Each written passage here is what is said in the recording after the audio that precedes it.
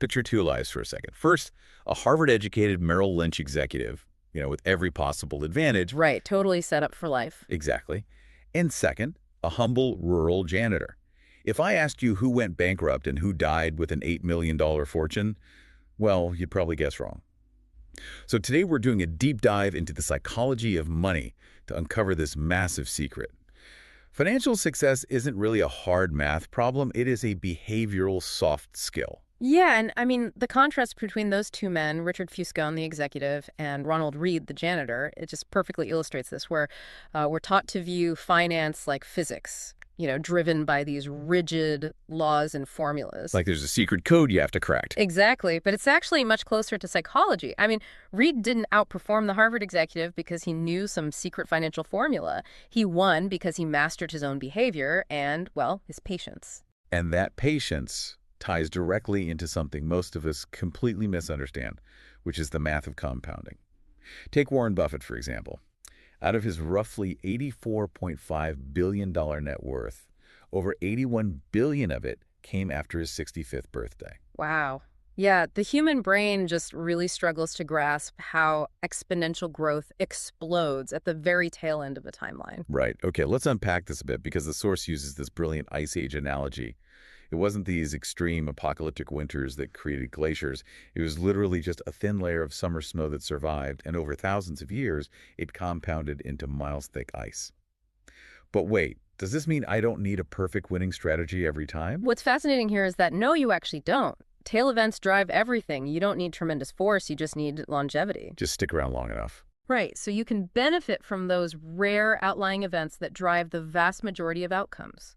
Look at Walt Disney, His studio was functionally broke until he released Snow White and the Seven Dwarfs. That one single tail event paid off all his debts and built the entire empire. Oh, wow. One single movie. Just one. Or take the art collector Heinz Berggruen. I mean, he bought massive quantities of art, most of which was practically worthless. But the 1% that turned out to be Picasso's paid for everything else. You can actually be wrong half the time and still make an absolute fortune. As long as you stick around. Here's where it gets really interesting, though. If compounding tails build success, what should you actually do with the winnings? Because human nature pushes us to show it off, right? Oh, definitely. Which completely sabotages the whole compounding process. Right. There's this concept in the material called the man-in-the-car paradox. When you see someone driving a Ferrari, you never admire the driver. You just imagine yourself in that Ferrari. Yeah, the driver buys the car to be admired, but literally no one is actually looking at them. Exactly. So wealth is actually the money you don't see. The unspent cars and the unbought diamonds. If we connect this to the bigger picture, the absolute highest dividend that money pays isn't luxury goods. It's controlling your own time. Freedom. Right. The ultimate wealth is waking up every morning knowing you can do whatever you want and avoiding the misery of someone else dictating your schedule. But to maintain that freedom, you have to survive long enough for compounding to actually work. Getting wealthy requires taking risks, sure, but staying wealthy requires the exact opposite. It requires paranoia. Pure paranoia. Jesse Livermore is the perfect cautionary tale for this. I mean, he made $3 billion in a single day shorting the market during the 1929 crash. Wait, $3 billion? In a day? In a single day. But the exact same mechanism that made him rich, this addiction to massive unhedged risks, is exactly what bankrupted him just a few years later. He just couldn't turn the risk dial back down. So what does this all mean for you, the listener? Should you just act like a completely rational spreadsheet, refuse to look at your portfolio? Well, that's exactly the trap so many fall into. You shouldn't aim to be coldly rational. You want to aim to be reasonable. Reasonable over rational. Yeah. The source uses this bizarre piece of 19th century medical history. A doctor tried to cure syphilis by intentionally injecting patients with malaria to induce a massive fever. Wait, what? Injecting them with malaria? Yes.